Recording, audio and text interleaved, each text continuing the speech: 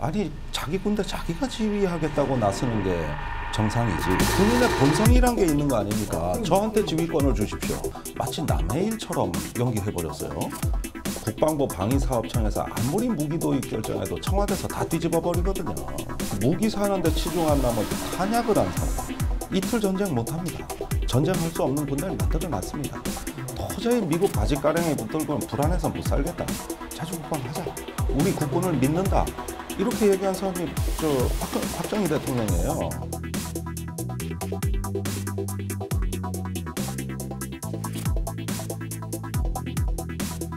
군사평론가인 김종대 디펜스 21 편집장을 모시고 전시작전권 환수 연기에 대한 입장을 들어보도록 하겠습니다. 김종대 편집장님 반갑습니다. 네, 안녕하십니까. 김 편집장께서 네. 전시작전권 환수 연기는 제2의 을사늑약과 같다 이렇게 말씀하셨어요. 예, 어떤 의미로 하신 얘기십니까? 예, 심한 표현을 썼습니다. 네. 근데 우리가 을사늑약 이래로 지난 130년간 한 번도 군사주권을 제대로 행사해 본 적이 없는 군사작전권만 없다가 이거면은 뭐 하나의 어떤 부분일지 모르겠습니다만 전체적으로는 정전협정 당사자도 아닌 나라입니다. 그렇죠. 네. 우리가 한반도 통일을 주도할 수 있느냐, 또 미래의 어떤 그 주변국의 협조를 얻어서 우리가 한반도 정세를 주도할 수 있느냐, 전 그거 불가능하다고 보거든요. 네. 이런 식으로 그 이번에 한미 연례 안보회 협의회에서 뭐 거의 시기도 안 정하고 무기한 연기했다는 것은 이건 현대판 을사늑약이라고 보는 거예요. 그러면은 이게 전작권 환수를 무기 연기했다 이렇게 봐야 되는 거냐, 아니면 아예 미국에다 그냥 갖다 안겨줬다 이렇게 평가해야 되는 건가요? 이것은 앞으로 전작권 얘기는 10년 이상 아예 입 밖에도 안 나온다고 보면 되겠어요. 현재로서는 아예 이 얘기 하기 싫다는 거예요. 2020년 중반까지 조건을 내걸고 그때 가서 평가하자. 지금은 그 얘기 할 때가 아니다. 북한 핵미사일 날라오는 거 무섭다는 거 아닙니까? 앞으로 10년간은 이제 전작권 얘기는 아예 하지 말자. 아예 하지 말자. 예, 이 얘기예요. 그러면은 왜 이런 결정이 내려진 겁니까? 국민들이 알지 못하는 뭔가 이면 거래가 있는 건가요? 우리가 엄청나게 많은 성의를 보여줬죠. 우선 공동성명에 잘 나와 있습니다. 그 한미동맹이 장차 미국이 동북아에서 그 중국을 견제하는 어떤 수단으로 이 한미동맹을 활용할 수 있는 문이 활짝 열렸습니다. 예, 한미동맹을 뭐라 그랬습니까? 이 지역 안정, 글로벌 세계 평화, 모든 어떤 미국의 전략적인 어떤 그 공조를 하는 이런 동맹으로 일단 개념을 규정했거든요. 그러니까 우리 군대가 한반도 방해하기도 참 고생하고 힘겨운데 앞으로 무슨 세계 평화, 뭐 무슨 중국 견제 이런 부분들까지도 미국과 전략적 공조를 다 하겠다는 얘기예요. 그 지구 방위대가 된 거죠. 한반도 방위가. 한반도의 평화를 지키는 문제가 아니고 네. 미국과 공조해서 지구 전체를 지키는 데 공조하겠다 이런 얘기가 되는 거예요. 범세계적 협력. 물론 이 표현은 추상적이지만은 그 행간의 의미는 저희는 그렇게 읽어진단 말이죠. 우리가 미국 측에 이런 어떤 성의를 보여주고 또 사드 미사일을 한국에 배치하겠다고 먼저 미국에 얘기를 했고 또 많은 어떤 그 미국 무기를 세계에서 가장 착하게 사주는 나라. 그렇죠. 세계 사주죠. 굉장히 네. 착하게 사주고, 그다음에 평택의 기지를 져주는 거와 별도로 용산하고 동두천에서 눌러 앉는 부대도 계속 부지를 제공해주고. 그렇죠. 예, 이런 것이 국가 이중 지출을 다 감수하는 거거든요. 문제의 출발은, 문제의 진짜 핵심은 한국 정부가 돈이 너무 많았다는 거예요. 미국의 지갑이 잘 열리고 돈을 다 부담하겠다는데. 이 정도 양보 안 해줍니까, 미국이? 전작권 하나 정도. 근데 이제 우리가 많은 사람들이 좀 혼란을 겪는 게 네. 전시작전권 환수를 노무현 정부 때 추진한 게 아니냐. 오히려 노무현 대통령은 그 노태우 대통령이 한 것에 뒤설거지 정도 한, 오히려 노태우 대통령보다 조금 약해요. 그렇습니까? 예, 노태우 대통령은 1987년 대통령 선거 공약이 전시 평시도 아니고 그냥 작전권 환수였고, 모든 작전권을 다 모든 작전권 다, 그것도 최대한 빨리. 최대한 빨리. 예. 네. 그래서 1990년에 한미 간에 평시 작전권은 93년까지, 네. 전시 작전권은 95년까지 환수하기로 아예 합의를 끝내버린 대통령이에요. 그래서 김영삼 대통령 때 평시 작전권이 들어온 겁니다. 네. 그러면 평시 작전권 왜 가져왔느냐? 전시작전권 가져오긴다는 걸 기정사실화하고 그거를 조금 준비 기간을 가지려고 평시작전권을 먼저 가져왔다 이 의미입니다. 그러면 지금 전시작전권을 무기한 안 가져온다 그러면 그때 평시작전권도 가져오지 말았어야 되는 거예요. 논리적으로는. 결국 그런 셈이 되네요. 평시는 한국군이 지휘하고 전시는 미군이 지휘하고 이런 안보 불안이 지난 20년간 서해 위기라든가 남북한 간의 국지적인 위기를 관리하는데 우리의 치명적인 약점으로 지금까지 작용해 왔습니다. 이게 안보 불안입니다. 뭐 더 거슬러 올라가 박정희 대통령 때부터. 박정희 전 대통령도 전시 그럼요. 작전권 아니, 환수를 그냥 작전권. 그럼 군사 작전권을 다 다 가져오려고 가져오겠다. 그 카터 대통령 시절에 그랬습니다. 미칠 사담 빼가고. 그때 이제 미군 철수 문제가 복귀가 됐으니까 그런 거예요. 네, 그러니까 안 되겠다. 자주국방 해야 되겠다.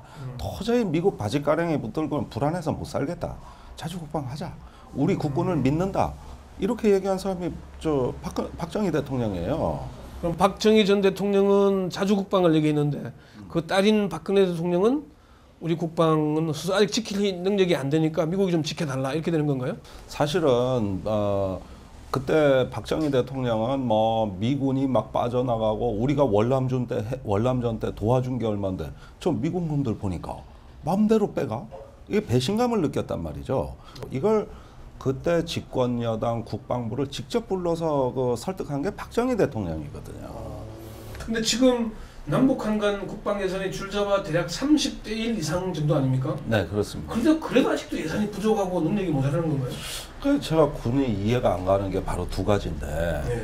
이상하게 돈을 주면 줄수록 더 배고프다 그런 얘기를 합니다.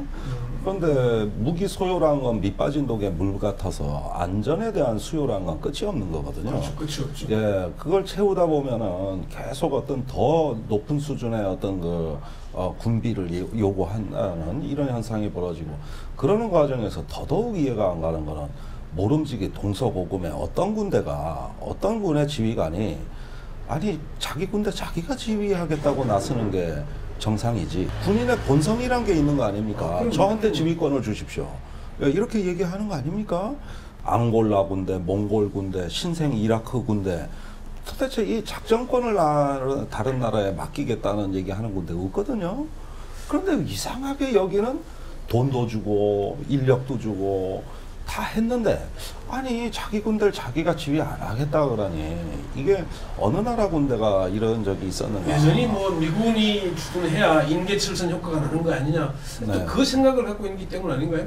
군인이라면은 하나의 어떤 동맹을 맺고 연합작전을 하고 이런 건 잘하면 좋은 건데 아니 그런데 인계철선이다 뭐 용산에서 평택으로 가는 것도 불안하다 바로 우리 옆에 있어달라 이런 식의 의존적 군대가 과연 있었는가 이런 게 완전히 체질화되고 신념화돼 가지고 미군이 없으면은 무조건 안 된다는 식으로 모든 논리를 다 정리했단 말이에요.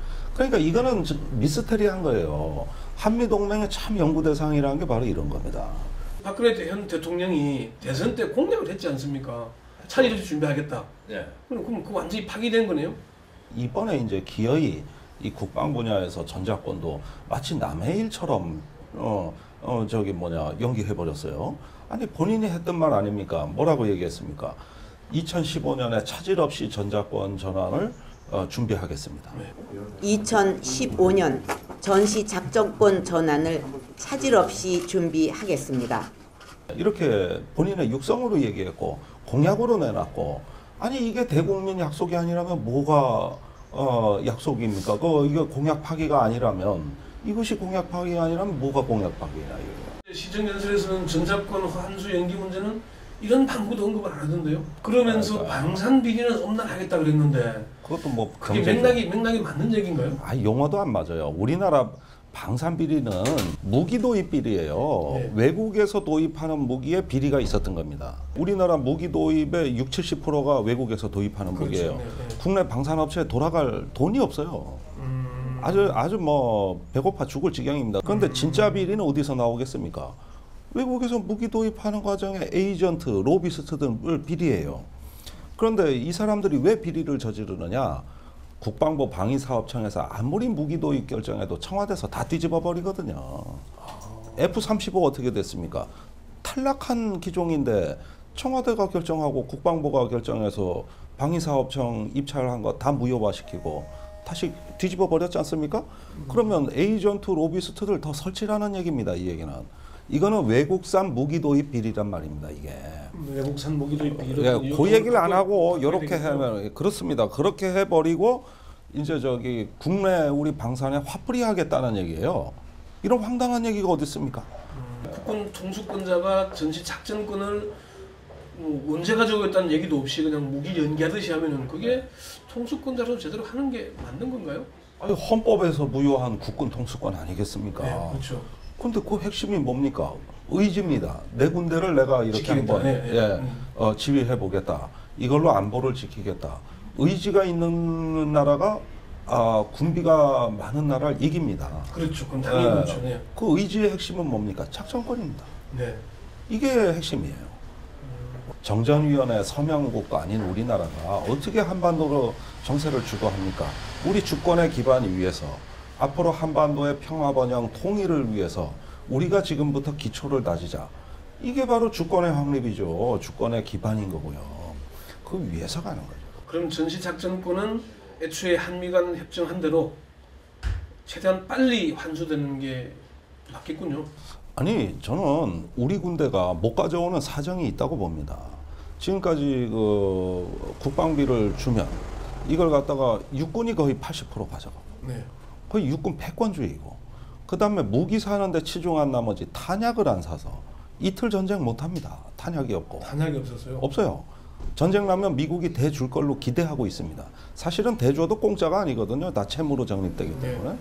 결국은 우리 돈이에요. 그런데 너무 외형적인 성장에 치우치다 보니까 내면적으로 뜯어보면 전쟁할 수 없는 군대를 만들어놨습니다. 작전권을 가져오면 이런 내막이 다 폭로됩니다. 이제 한국군 보고 하분국군 합참의장이 작전하셔 보니까 할 수가 없는 거예요. 돈을 엉뚱한 데 썼잖아요. 이런 것들이 폭로되기를 두려워하는 거 아닌가 하는 의심도 하게 됩니다. 김종대 편집장님 긴 시간 인터뷰 응해주셔서 고맙습니다. 네, 즐거웠습니다. 네, 감사합니다. 고맙습니다.